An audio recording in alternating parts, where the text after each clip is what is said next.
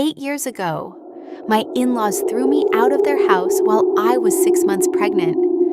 Last month, they called me, begging me to let my 14-year-old daughter save my father-in-law's life. My name is Claire, and this is my story.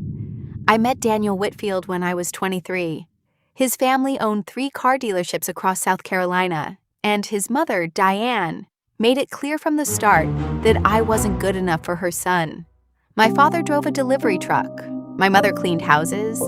To the Whitfields, that made me a mistake their son had made. We married anyway, and for 2 years, we lived above a laundromat, happy despite having very little. Then I got pregnant. I thought a grandchild might soften Diane's heart. Instead, she looked at the ultrasound photo and told me, "A baby raised in poverty is not a Whitfield. Daniel deserves better than the life you're dragging him into." 2 weeks later, Robert, my father-in-law, gave Daniel an ultimatum. I sign a prenup protecting the family's assets from our unborn child, or we'd both be cut off completely. While I was deciding how to respond, Diane didn't wait. She showed up at our apartment with a locksmith, while Daniel was kept busy at a manufactured emergency meeting. I was 6 months pregnant, standing on the sidewalk with 2 suitcases, calling Daniel over and over with no answer.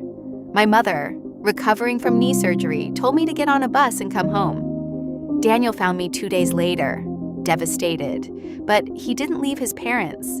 He tried to live in both worlds, visiting me in secret while still depending on his father's money. I told him he had to choose. He chose to keep trying to have both. So I chose myself, and the daughter I hadn't even met yet. I filed for divorce when Sophie was 4 months old. My mother and I raised her together in a small apartment.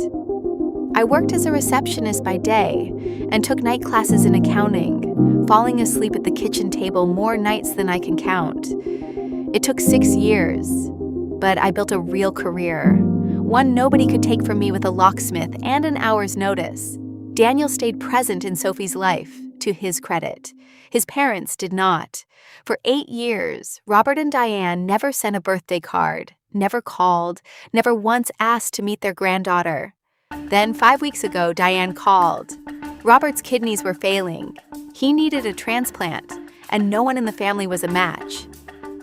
"Sophie is 14 now," Diane said. "She's family.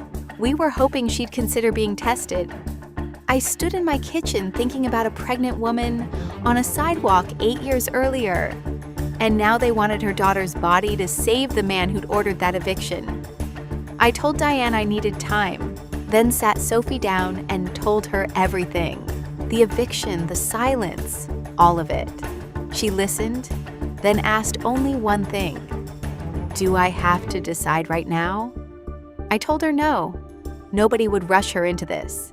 When I called Diane back, I told her Sophie would decide for herself, in her own time, only after meeting them as people, not as strangers with a medical request.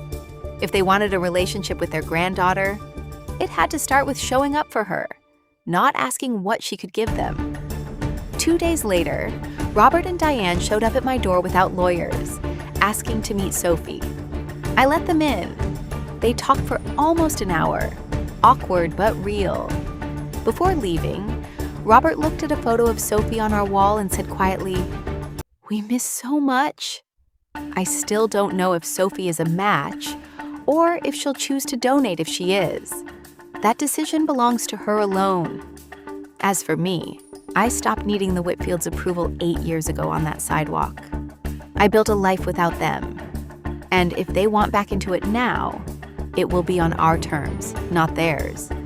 If you were me, would you have let Sophie decide for herself? Or close that door for good? Subscribe for more real stories every week.